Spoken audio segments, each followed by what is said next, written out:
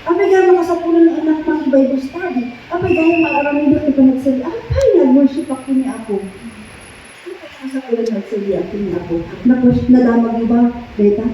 Hindi ba paliyo? Kat nasumbatan niyo ba? Nadamag niyo ba? Nasumbatan niyo ba? Siyempre, nasumbatan. Depende mo tayo sumbatan ka. Tano si ka, kundi gift seeker, iba mga kapin, ano ti kailangan ni Apo. Gusto nga isurbiya. Gusto magdayaw ako ni Apo. Kasi wow, ni akong kailangan blessing. Ngayon, tinaunag kita, my God. Tinaunag kita, mga klase, may isang klase, the seeker, but the truth seekers. Yung may sapat gift seeker, yung may sapat tibir-biro ko da, truth, they seek for the giver. Tibir-biro ko da nga talaga, kat ni Apo Diyos, hanga di diya, bendisyon lang ni Apo Diyos.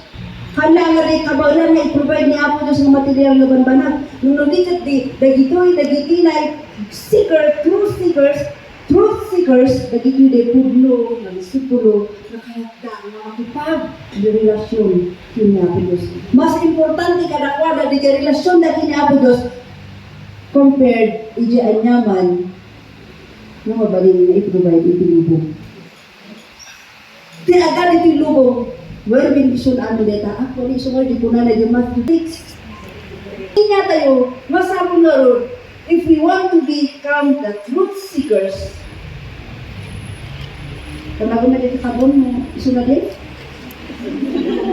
Ikaw ba yun? Amen. Ikaw yung nag-aaral.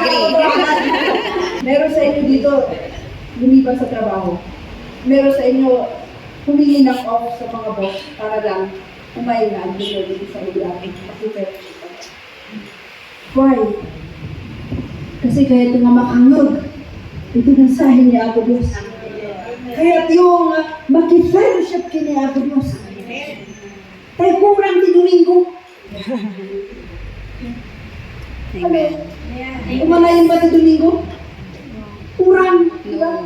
Gusto mo kumay tayo, Lord, kahit kung agdunod, ibisa sa inamin. I want to be encouraged. Mas kahit ko di dyan. Kaysa dyan lang mag-isang group. Di ba, ka pa nga naman pas David, adati ang awis. Hallelujah. Okay, so, the truth seekers seek for the giver. Tinibiro ka natin kat ni Apo Diyos na talaga. Kat iti promise iti Apo noon na tayo isuna talaga mo may bendisyon sumurot. Hallelujah. Amen. Hindi ko maitingay na umadda, mapaada kadagiti aning nga believers, kadagiti disipulo niya. Gusto nga nila naka kadagiti kakapsat ng mamisan na mabaling na uruhan na kaya gino, mabaling na uray kagapsat na kailangan iti Bible study, ibalik at Zoom, hamag lang at sito, pastor. Ayan na nga, di pa na nga-express tayo, itinay, anak tayo kini Apo Diyos, no as jayla ang tiaalan nito. Iso nga itinay sa, nga pudno magbibiro kini Apo Diyos. Adamot iti aramido na, i-involve na talaga iti bagina. Iti trabaho iti Apo. Hello? Tatay na kayo, no, when it comes to our responsibilities, napakahirap na mag-aina, ano?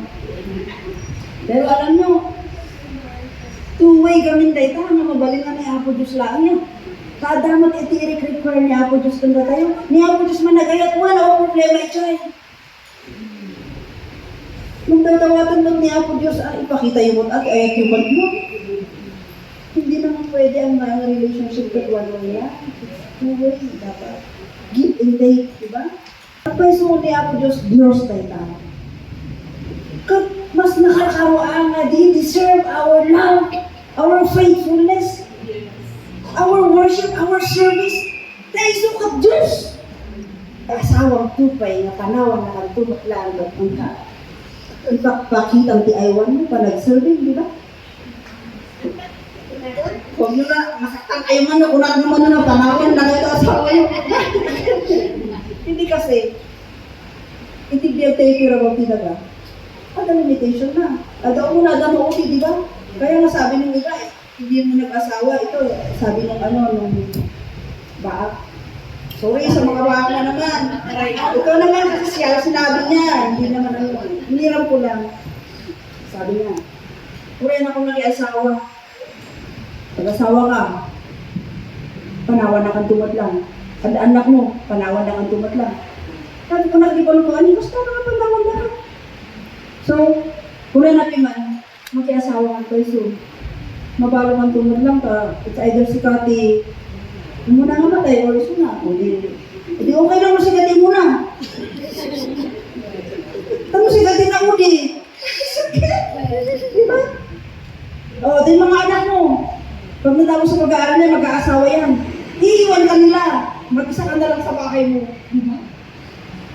So, di ko lala. So, mas may hindi baat ka. Uri, at may sa akin sana yan. Nabuhayan lang na ba mga daan?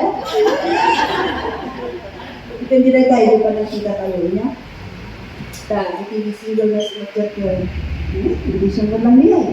Ayan. Okay, so asday. Patalastas lang diyan.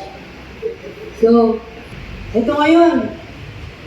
Ang mga truth seekers, if you compare the gift seekers nila, talagang they do everything. They search, they seek the Lord.